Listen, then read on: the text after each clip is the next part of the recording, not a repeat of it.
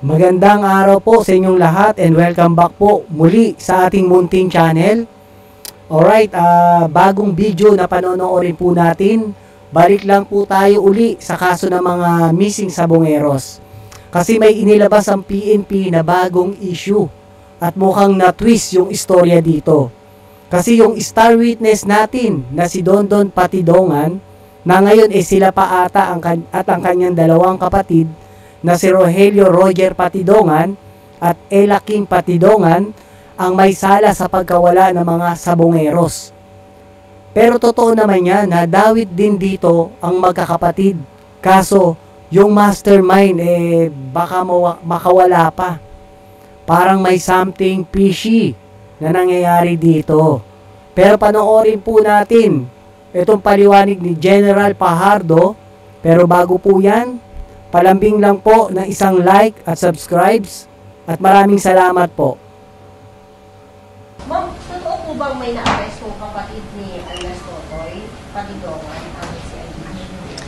Linawin po natin yung issue po na yan. Nung mag-assume po si General Macapas as CIDG Director po, the first marching order given by the Chief PNP po ay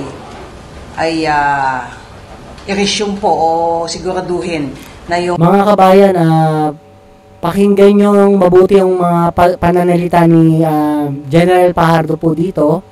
At namnamin natin kung may katotohanan ba yung sinasabi niya. O kasi parang nagkakaroon ng panibagong istorya po, no? So kailangan maging mapagmasid tayo dito sa nangyayari na to at alamin talaga natin ang mga nangyayari kasi talagang mahirap na rin kasing magtiwala ngayon, sa panahon ngayon, lalo na pag pera ang umiral, no? Pero tingnan din natin, baka talagang may nakita ang PNP sa kaso na to, na talagang baka naman tama nga rin ang kanilang hinala, di ba? No? Pero marami po kasing naguguluhan sa mga kababayan natin, lalong-lalo na sa mga pamilya ng mga biktima ng sabongeros na ba't biglang nagkaroon ng ganitong istorya. Patuloy po natin. Yung kaso po ng missing sabongero po ay matutukan. So immediately, General Macapas ay gumalaw po at knowing General Macapas, alam niyo naman po yung background po ni General Macapas. He is a seasoned intelligence officer. He is instrumental in the arrest of Alice Guo. He is instrumental in the arrest of Apollo Kibuloy and many more. So, he immediately get down to business at dalawang material na witness po yung critical dito sa kaso po ng mga missing sabongero. At nakita na po natin lahat yan. Unang-una po ay yung video ng isang tao na nagwi-withdraw po sa ATM. Ang ATM po na gamit po ng tao po na yon ay isa po doon sa mga nawawalang missing sabongero, si Melbert John Santos. So, mula pa po nung hinawakan ng CA. So, yun po yung Melbert John Santos, yun po yung may-ari ng ATM, na ang nagwi-withdraw daw po, sabi dito ni General Fajardo, na ito po yung dalawang kapatid ni Dondon Patidongan, yung ating star witness. ADG ang mga kaso po na yan, way back 2022 hanggang ngayon, ay hinahanap po natin itong tao na ito. Kung matatandaan nyo rin po, may mga lumabas na video na isang taong nakaposas at ine-escortan po ng dalawa. Ang tao po na yon ay si Michael Bautista na isa po sa mga nawawalang missing sabongero. So si General Capas po, nung mag-assume po siya as CID Director, ay yan po ang aga-agad na tinrabaho. He received information na ito pong dalawang tao po na ito. Kung matatandaan niyo po, doon sa isa sa mga statement po ni Julie Patidongan alias Totoy, may sinasabi siya na may dalawa siyang tao na magsasabi na involved doon, nakilala niya, na tao niya, yung sinasabi na nag-withdraw sa ATM. Medyo tama po itong sinasabi ni General Fajardo dito. Yun din ang pagkakaalam at pagkakasabi ni Dondon Patidongan na tauhan daw niya yung dalawa na yun. no? So, alamin po natin kasi mamaya po meron pong paliwanag din dito si Don Don Patidongan. Kaya kayo na lang po ang mag-analisa kung sino ba talaga nagsasabi ng katotohanan at doon lang naman tayo sa totoo, di ba? Doon sa may Batangas at yung dalawang tao din na nag-escort doon kay Michael Bautista. So itong dalawang tao po na ito, hindi niya po binanggit na mga kapatid niya. Yan po ang totoo dyan. Si General Macapas po, when he assumed as CIDG Director on June 19, ay tinarabaho po lahat, kaagad po ito. Mga around June 23, nakareceive po ng information po na nasa ibang bansa po itong dalawang tao po na ito. Identified na po natin kung sino sila. Nung June 24 po, again, may timeline po tayo para lang to set the record straight.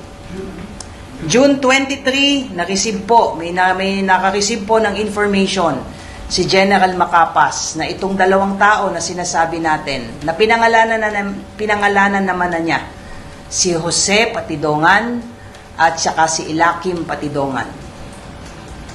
So, yung informant na nagbigay sa kanya ng information ay pinakases po ito at around June 26, General Macapas coordinated with the Bureau of Investigation for the immediate facilitation ng kanilang pagkuha dun sa mga tao po na ito.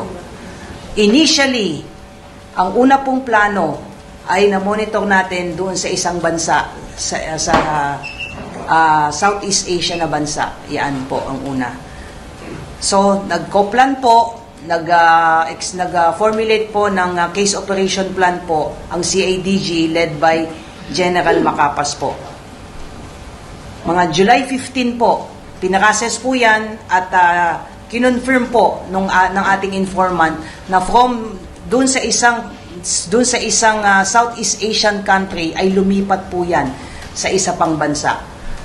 So immediately nung ma-confirm po na gumalaw po itong dalawang tao po na ito ay nag-request po ng July 15 po ng Foreign Travel Authority po ang team po ni General Macapas po.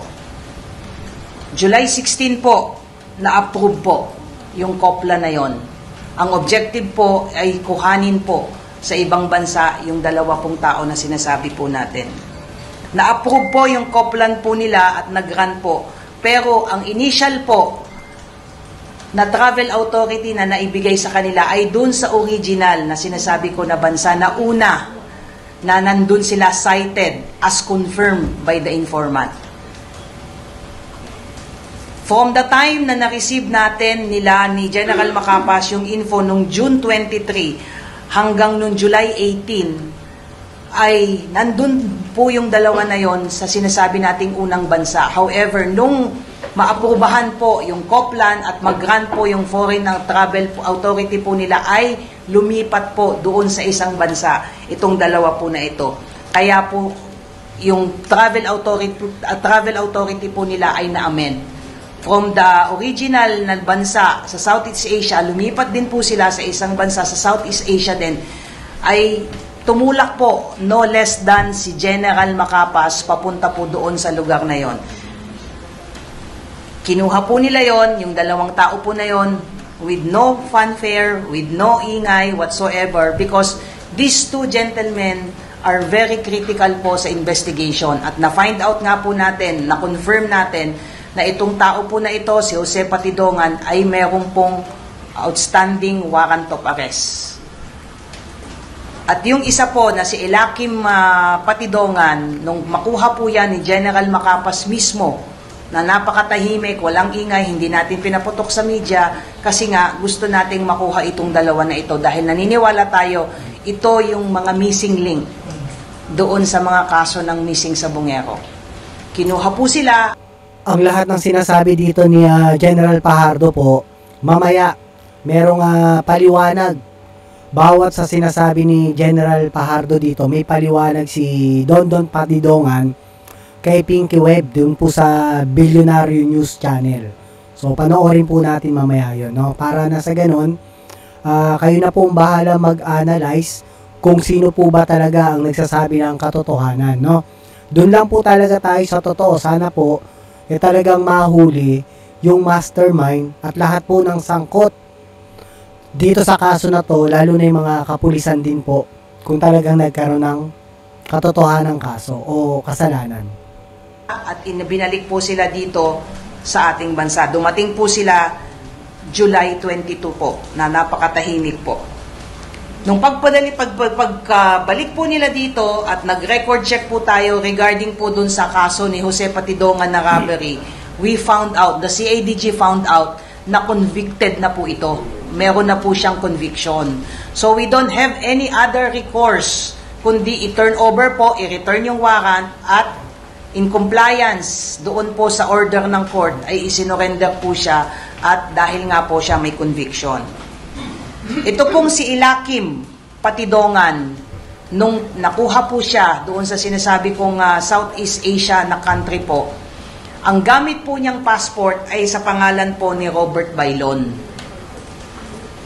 So nung dinala po sila dito, it was a decision na kailangan po siyang kansampahan ng kaso with respect po dito sa paggamit po ng alias na Robert Bailon. It was a legal strategy because hindi po natin sila po pwedeng i-hold lang. Wala pong problema kay Jose Patidongan dahil po may warrant of arrest, may conviction pa siya.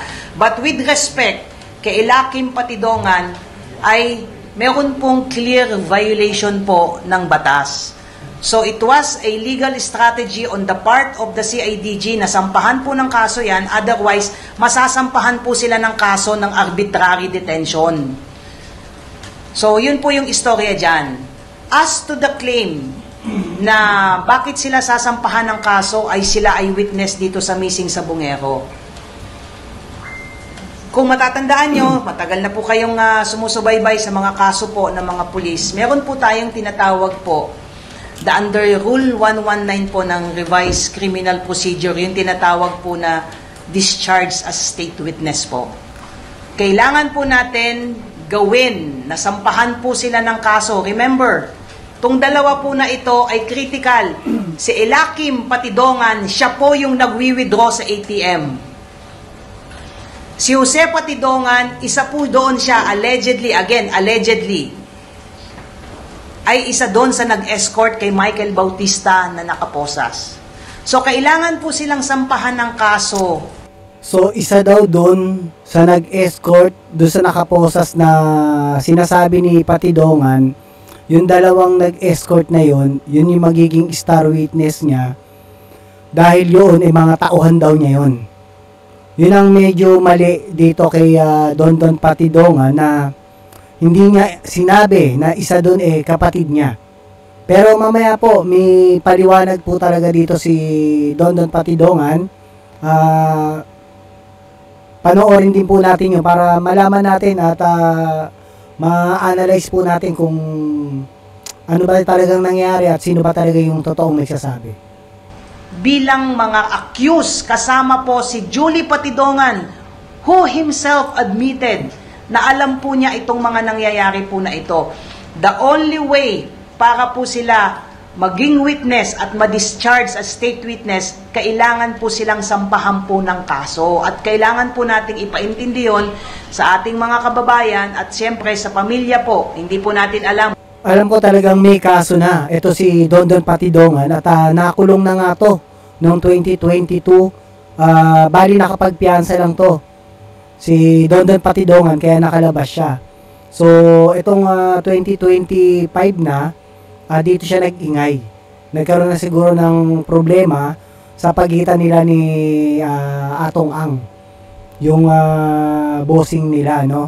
So dito sa nangyayari kasi, ang nakakatakot lang baka makawala talaga yung pinaka nag-utos o mastermind. Mahirap na kasi medyo makapangyarihan talaga yung tinuturo dito ni Don Patidongan. Alam naman natin, di ba? Sa Pilipinas.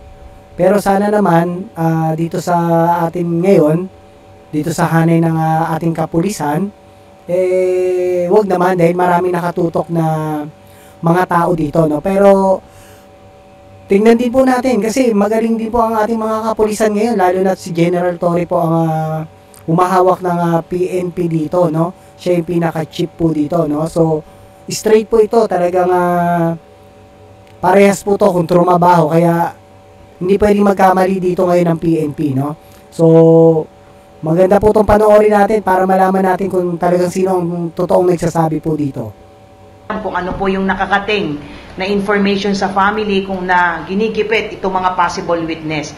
It was a necessity po at alam din naman po yan ng mga may alam po sa batas na kailangan po muna silang sampahan ng kaso before the prosecutors can file a motion for them to be discharged as state witness.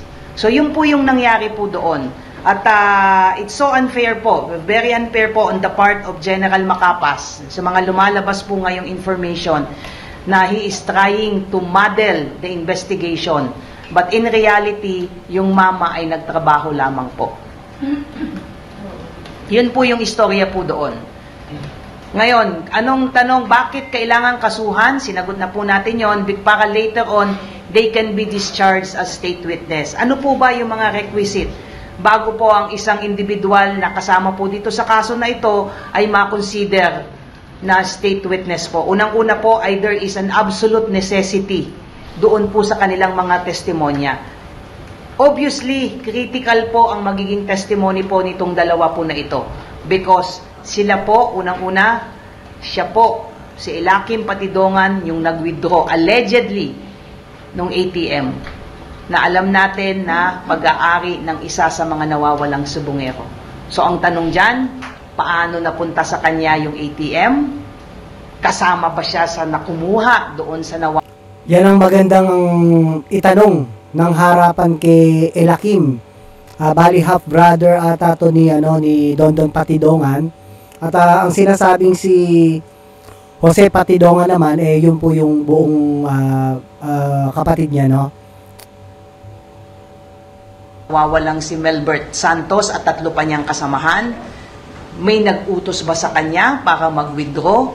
At may alam ba siya asaan na itong mga nawawalang missing sa bungero? Ganun po ka-critical yung kanyang participation po. Kaya there is an absolute necessity for the testimony po nitong tao na nag-withdraw sa ATM.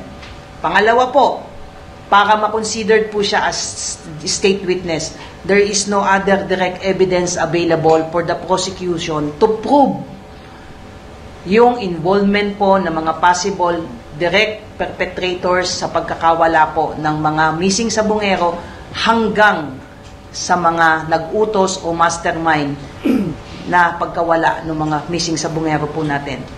Pangatlo po, yung testimonya po ni Julie Patidongan, hindi po tayo po pwedeng basta mag-rely sa testimony po niya. Kasi later on, pwede po niyang i-retract ito at later on ay po pwede pong may mga ebidensya that may somehow contradict itong kanyang mga sinasabi.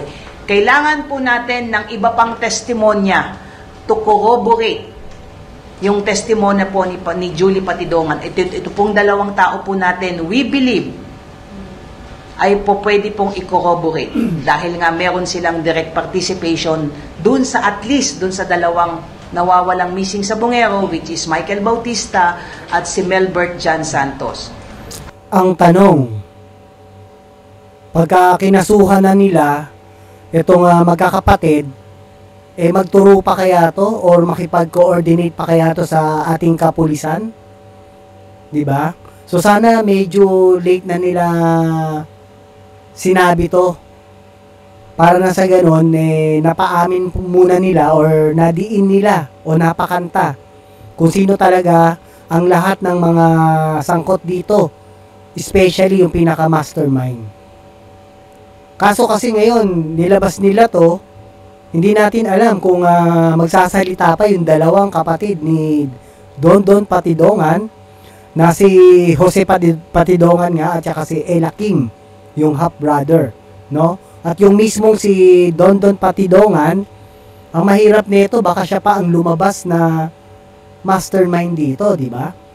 patuloy po natin uli at mamaya merong interview si Dondon Patidongan at lahat ng sinabi dito ni General Fajardo kanya pong isa-isang sasagutin. Kaya medyo kayo na lang po mag-analisa kung sino ba nagsasabi ng katotohanan. At isa sa pinaka-importante po na requisite para ang isang tao po ay ma-discharge as state witness, he should not be the most guilty doon sa mga perpetrators po. At dapat po ay wala po silang mga previous conviction. So yun po, kaya nilalatag ko po ito para maintindihan po ng ating mga kababayan na from the start po, ang ginawa lang po ng team po ni General Macapas ay within the bounds of law po. So it's kind unfair po to even insinuate na may ginawa pong hindi tama si General Macapas. Yung mama hindi magsasalita po yun because he's not used to the limelight. I'm taking the cudgels on behalf of General Macapas and on behalf of the PNP organization na lahat po ng ginagawa natin ngayon, lahat po ng aksyon natin, isa lang po ang objective po ng PNP para po humanap ng hustisya para sa nawawalang sabungero at ang kanyang mga pamilya. We want to assure everyone na hindi po magpapagamit ang PNP kanino man at sino man to advance their own personal interest. Ang objective lang po ng PNP ay bigyan ng hustisya ang mga nawawalang sabungero at yung kaniyang mga pamilya. Hindi po tayo magpapa-influensya sino man. We will proceed where the evidence points us. Yun lang po. Tama. Dapat talaga walang magkabayaran dito. Talagang trabaho lang. At alamin nila talaga. 'Di ba? Serbisyong totoo lang. Para na sa ganon, mabigyan ng hustisya yung mga pamilya ng mga nawalang sabungeros. Kung may conviction kung may conviction na pala itong si... Okay, maraming tanungan lang naman yan. At tingnan natin, pakinggan at panoorin natin yung interview ni Pinky Webb dito kay Dondon Patidongan. Doon po tayo sa kabila, after natin dito sa ANC 24/7. Punta naman po tayo dito sa Billionaire News Channel. On point. Alright, welcome back. Still with us, missing Sabungero case whistleblower Julie Dondon Patidongan. Dondon, magandang gabi muli. Yes, magandang gabi po, Pinky. Mas maganda na po yan. So sinasabi nyo kanina, gusto nyo pong sagutin yung naging pahayag ni Colonel Jean Fajardo. Tama ho ba? Yes. Okay, yes, go ahead, sir. Ito po yung paliwanag ni Dondon Patidongan dun po sa inilabas na press conference ni General Fajardo. Nangyari kasi ma'am, na-miss po si Ma'am Jean Fajardo sa pangyayari. Ulitin ko po, bago ang lahat, doon kami sa DOJ, kasama ko yan, si General Macapas at saka si Colonel Ali. Dahil yung time na yon, nabanggit ko na kay SOG Remulla, ma'am, na mayroon akong dalawang kapatid na makakatulong dito sa kaso ng missing sa Bungiro. Ngayon, second time na yun, ma'am, na sinabi ni SOG Remulla, kumusta na yung mga kapatid mo? Sino bang susundo? Nagpresenta kaagad yan, ma'am, si General Macapas. Sabi ni SOG Remulla, kailan nyo ba sunduin yan? Sir, ang kailangan ko kasi yung travel permit. At sa madaling salita, ma'am, sabi ni Sir Boying Remulla, walang problema yan. At tatawagan ko lang yung kapatid ko. Sa nangyari, ma'am, kinabukasan. Yun po yung sagot ni Dondon Patidongan na ang nagpresenta po ito si Macapas. At yun nga, siya yung sumundo sa dalawang kapatid niya. Kaya nagkaroon to ng phone number o kung saan yung mismong lugar ng dalawang kapatid. Kaya po ito nasundo po to ni General Capas po. na-approve naman yung travel ni General Macapas kasama yung 3 niyang tao. Ngayon, sinabi ko kay General Macapas, ma'am, na sinabi ko sa kanya na, sir, kailangan ko ng picture mo dahil hindi sasama yung mga kapatid ko pag hindi kilala yung kukuha sa kanila. Tama. Sa madaling salita, ma'am, sinindan niya ako ng picture niya at isinin ko naman doon sa mga kapatid ko at sinabi ko sa kanya kung saang hotel sila naroon dahil ay pinatakas ko na yan doon sa mga pinaglagyan ni Mr. Atong Ang dahil pinapapatay na nga sila doon. Sa madaling salita, ang sabi nga sa akin ni Sir Buyeng na mas maganda, papuntahin mo na yan sa Philippine Embassy. Ngayon, tumawag yan sa akin si si General Macapas. Sabi niya sa akin, huwag mo nang palisin yung kapatid mo doon sa hotel. I-text mo sa akin yung complete address at ako na mismo ang pupunta doon. Which is, napuntahan naman niya at dinala niya sa Philippine Embassy. The right time, ma'am, na hindi sila nakabuka agad, kinabukasan pa sila nakaalis. Ngayon, ang pinakamasama dyan, ma'am, gusto kong kausapin yung mga kapatid ko, ayaw niya ipakausap sa akin. Tapos, kinuha niya yung mga cellphone ng kapatid ko. Pagdating dito sa Pilipinas, nagtaka naman ako dahil iba ang usapan namin. Pakinggan niyo po mga kababayan kung paano magsalita si Don Patidongan na alam naman natin na medyo iba yung salita niya, di ba? Misa patalon-talon. Pero kung dito babasihan po natin tuwid, di ba? Tuloy-tuloy. Doon sa ginawa niya, doon pa lang sa airport na dapat na ng maayos na dalhin niya sa CDG, doon pa lang pinapahuli niya na yung 2 kong kapatid. Okay. Sa madaling Don, I'll cut you there, no? I'll cut you there. Ang sinasabi po niya, hindi mo daw sinabi na may kaso yung isang kapatid mo. Number 1, itong si Jose. At number 2, itong si Elakim, ay iba daw ang pangalan or yung kanyang travel document or it could be the passport. Iba daw ang pangalan, hindi daw Elakim.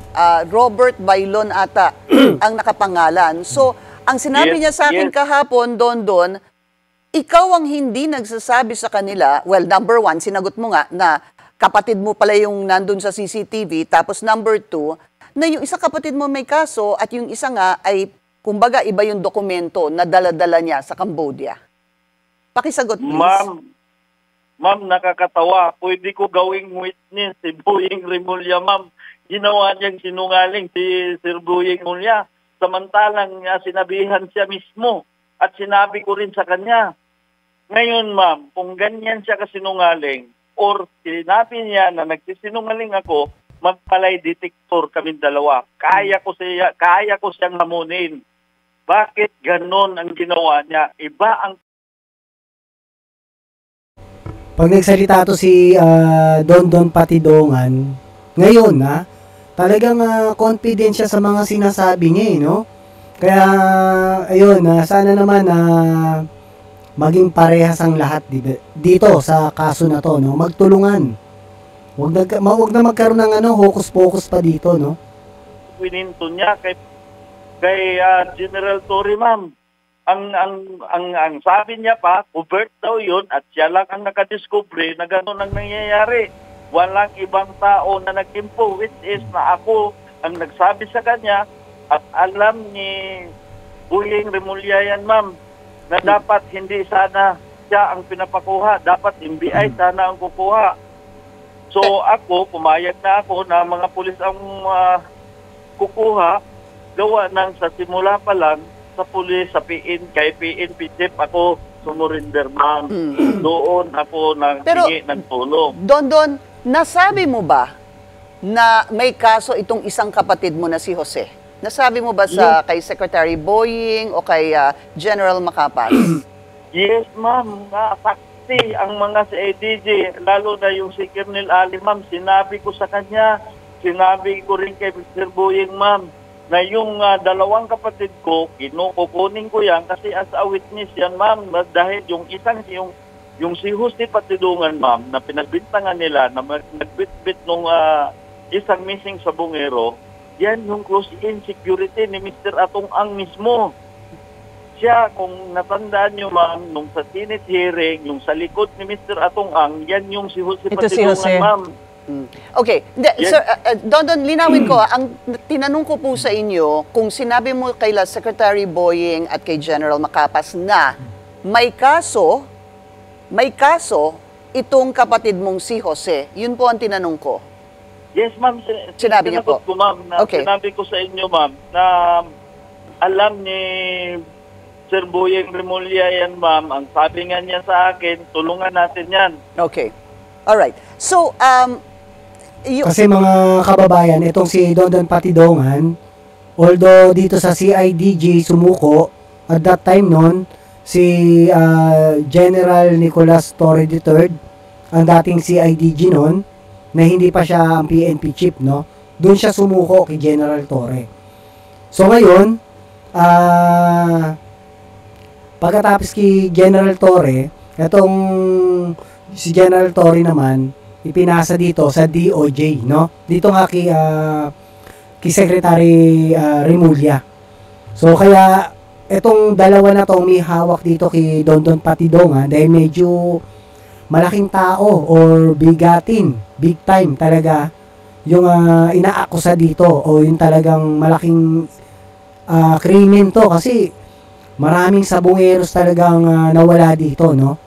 So kaya ngayon si Remulla, isa sa mga magsasabi rin dito ng katotohanan, no? Kasi gaya nga na sinabi ni Dondon Patidongan na sila yung mga nag-uusap Alam nila kung ano yung mga sinabi ni Dondon, no? Kaya may alam kung sino may nandyan, no? Si General Capas at si Nicolas Torre III. Nandun sila kaya alam nila yan kung ano yung kwento na yan. So, hindi pwede dito magkaroon ng hocus-pocus talaga. balikan lang natin, backtrack tayo ng konti, Dondon. Kasi nasabi mo na kanina na pinaalis mo talaga itong dalawang kapatid mo. Dahil ang sabi mo ay you're trying to protect them dahil?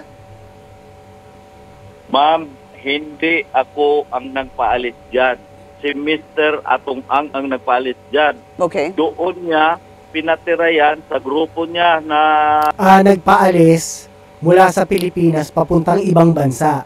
Pero yung parang ibig sabihin ni Miss Pinky Webb, yung narinig niya kanina na nagsalita si Dondon Patidongan na pinaalis ko nga yan. Pinaalis niya nung doon sa pinaka-hotel na, pinalipat niya na ng lugar.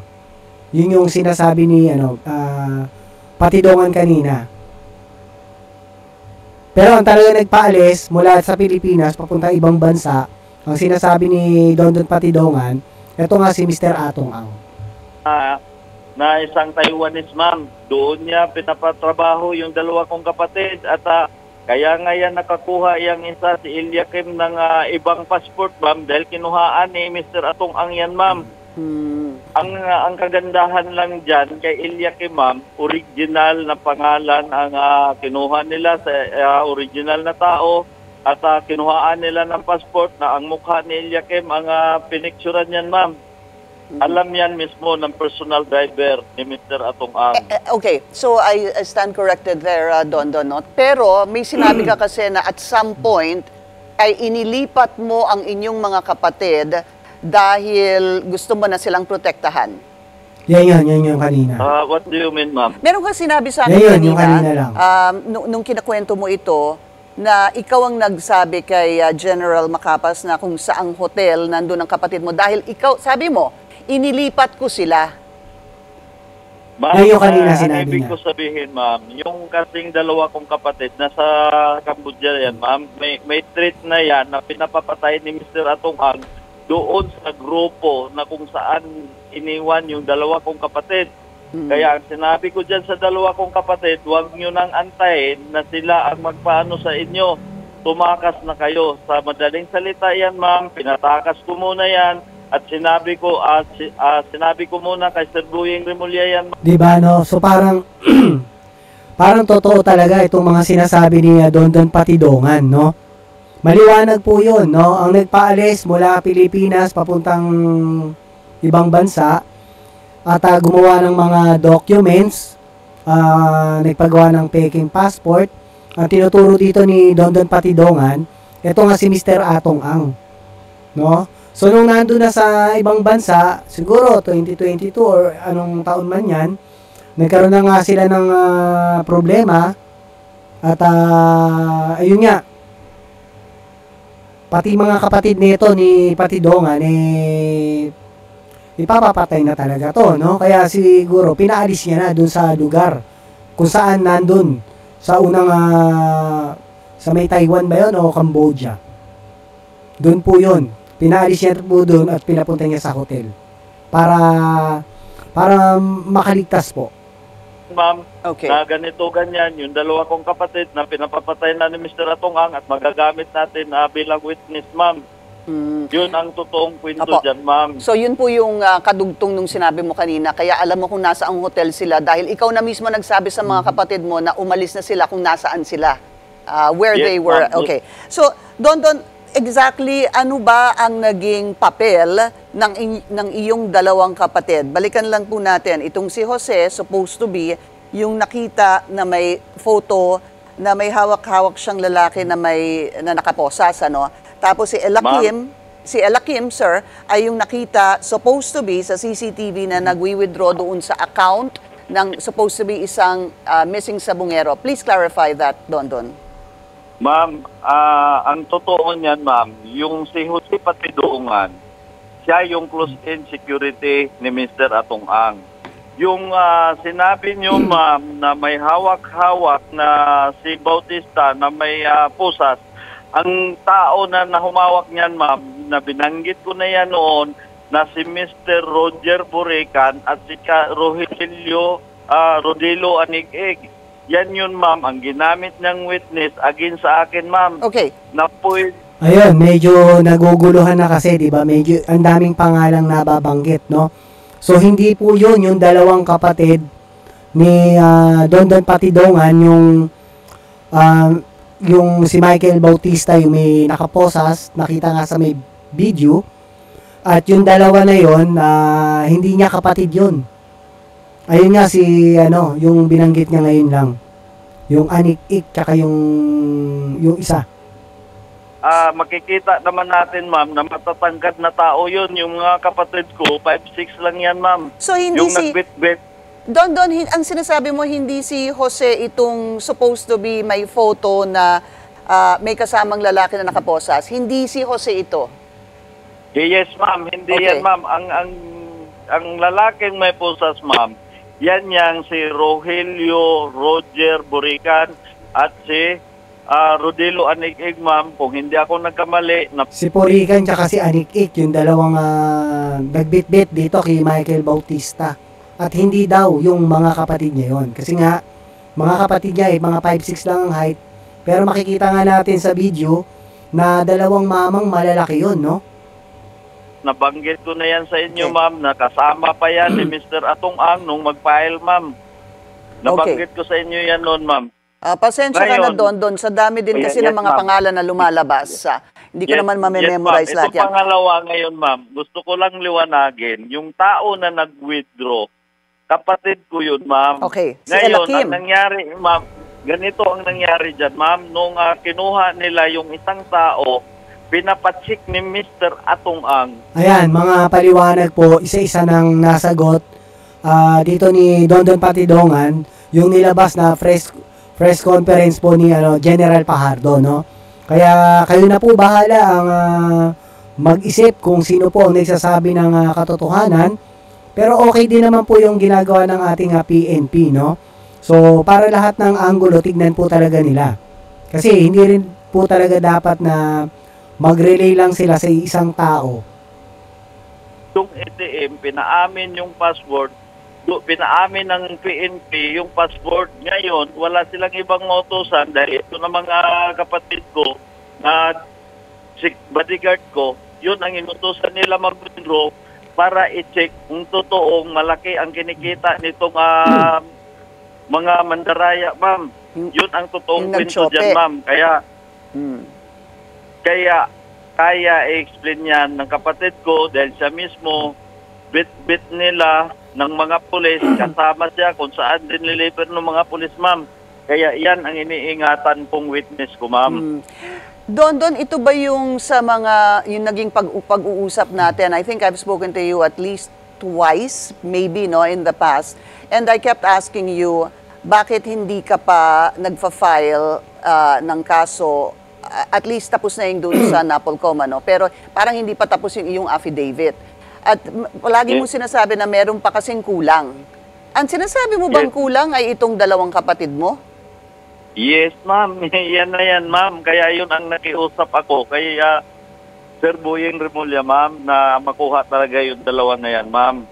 Which is, sinungalingan nila na medyo parang kaya nabula ni General Macapas si Ma'am Jean Pajardo dahil hindi tugma yung sinabi ni Ma'am Jean Pajardo doon sa sinabi ko sa actual, ma'am. Sa sinabi mo sa actual na during the meeting with the SOJ, si Secretary Remulla. All right. Yes, okay. Ang objective niyan, ma'am, ang gusto lang ni Macapas na hindi masama, ma-involve yung mga pulis na mga suspect, ma'am. Yan sila ni Colonel Orapa at saka sila Malino, ma'am, at sa mga iba pang pulis, ma'am. Yun ang gusto nila, walain, ma'am. Kaya gusto nila na kami lang apat ang suspect. Ito si General Macapas, no? Nako, sana maging maayos ang lahat, no? At malaman talaga kung sino ang nagsasabi ng katotohanan kasi magkakaroon ng dawit-dawit talaga to pag mali-mali ang lalo na't nagpa-press conference pa tong PNP natin, no? Una, ako na ang mastermind. Ngayon, idinawit na nila si Mr. Atongang na hindi nakasama yung mga pulis. Kailangan kung paano magsalita yung witness kung lahat ng mga sinasabi ko ay linlangin nila ang taong bayan. Tama. Meron ding isang parang portion dito na issue, no, na sinasabi na kailangan kapag mag-file ng kaso, Don, ay maisasama ka talaga sa kaso. Yun daw talaga ang SOP for you to eventually be discharged as a suspect and qualify as a state witness. Ang tanong ko, Don, kapag ikaw ba ay sinama dito sa kasong to, yung ba ay tatanggapin mo? Ma'am, tanggap ko naman talaga yan, ma'am, dahil kasali naman talaga ako dun sa, di ba, nakasulat. Yun, magandang sagot niya, no? Tsaka talagang kasali siya dyan. Kaya nga alam niya ang lahat ng yan. At tsaka nakulong na siya. At nakapagpiyansa lang to ng 1M ata. Kaya nakalabas. Parang nga ako, nakulong na nga ako. Ang hindi ko lang tanggap, ma'am, yung ginawa nila na puro kasinungalingan, ma'am, which is na printed pa nila yan kasi kay DOJ, ma'am, na yung kaya sabi ni Sir Boyeng Remulla, hindi, dito tayo sa original. Bakit gusto pa nilang linlangin, ma'am, na ako na yung naging mastermind, ma'am, at wala na yung mga pulis. Kaya naawa ako doon sa isang major, ma'am, na parang twinnes, na parang yung pa ang pinagbintangan, ma'am, na yun ang gumawa ng At mayroon pang, ma'am, mayroon pang isang attorney, ma'am, nung yung affidavit? Mayroon pang, yung sinasabi niya, ma'am, okay. Mayroon pang isang attorney, ma'am, na gusto pa, nung inimbestigahan yung kapatid ko, ma'am, sinabi pa na, uy, dagdagan nyo yan, hindi ganyan yung kaso.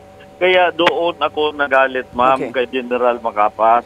Ang ganda ng usapan namin, hindi siya marunong sumunod sa usapan, ma'am. Don, pakipaliwanag sa amin at sa mga nanonood sa atin. Alam ko sinabi mo nga na pinaalis yung dalawang kapatid mo, no? Ang kwento mo nga ay pinaalis ang dalawang kapatid mo ni Mr. Atong Ang. Bakit sila pinaalis at ikaw ang naiwan dito?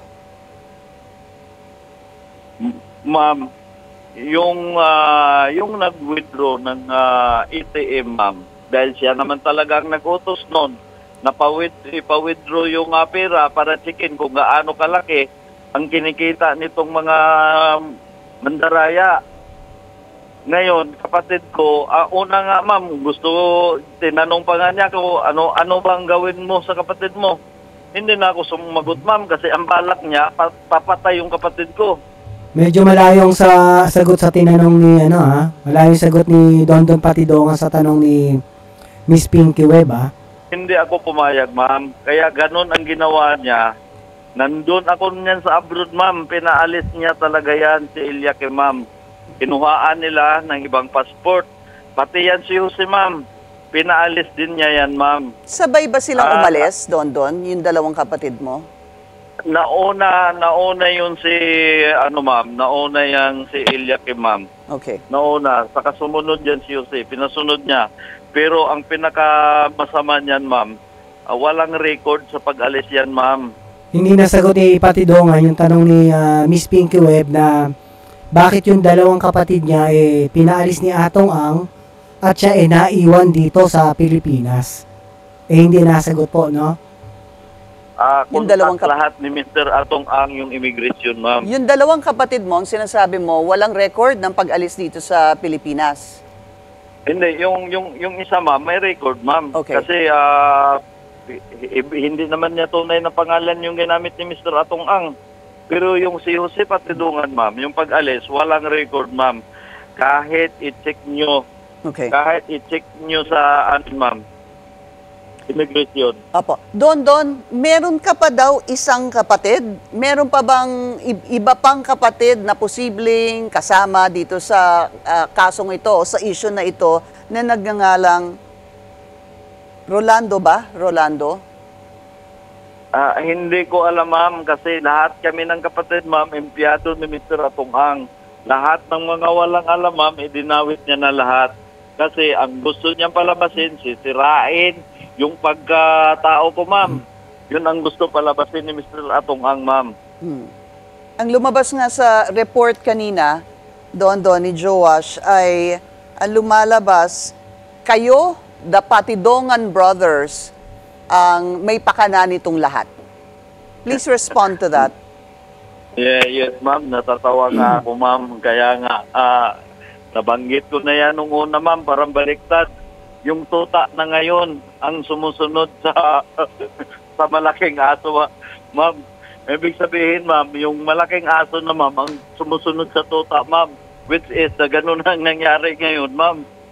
Okay. Don, nasa na yung dalawang kapatid mo ngayon? Nakausap mo na ba sila? Nagkita na ba kayo? Ma'am, yung si Eliakim, kasama ko yan ma'am. Sinama ko na yan ma'am para maproteksyonan na rin.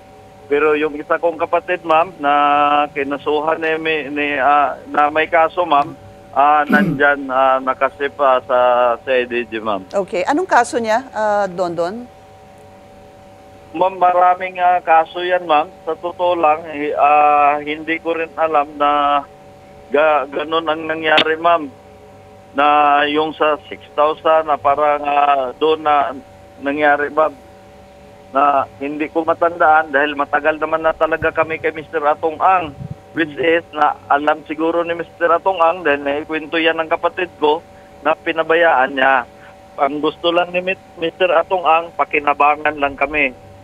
Sa totoo ma'am, ang ugali ni Mr. Atong Ang, pag tapos ka na sa kanya, ipapaligpit ka na niyan ma'am.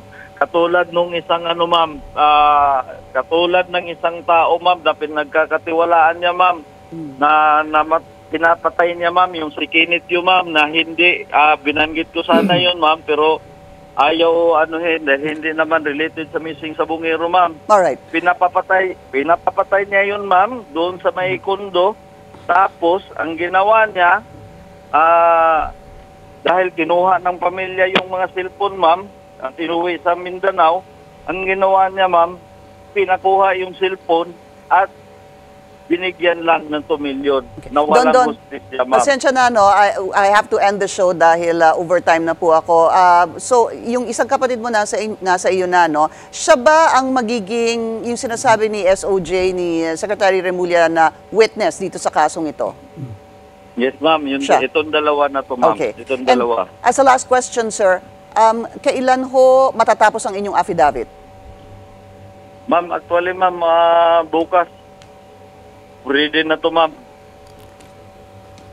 And when is Bukas, yung sinasabi ni Don Don Patidongan, ngayon po tong araw na to, no? Itong ginagawa po natin tong reaction video na to.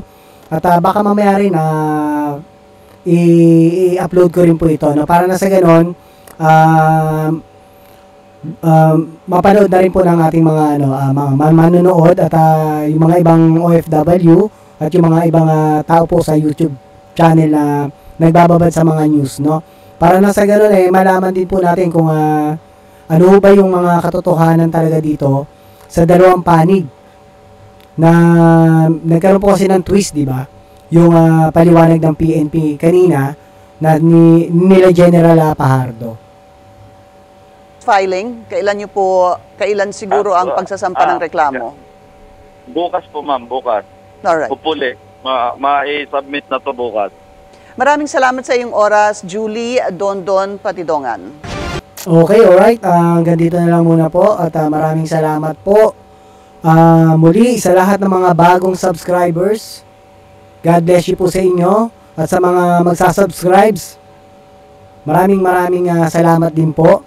At ito po muli si Tio Paeng ang nagsasabing, life is short, be happy, and world peace. Maraming salamat po.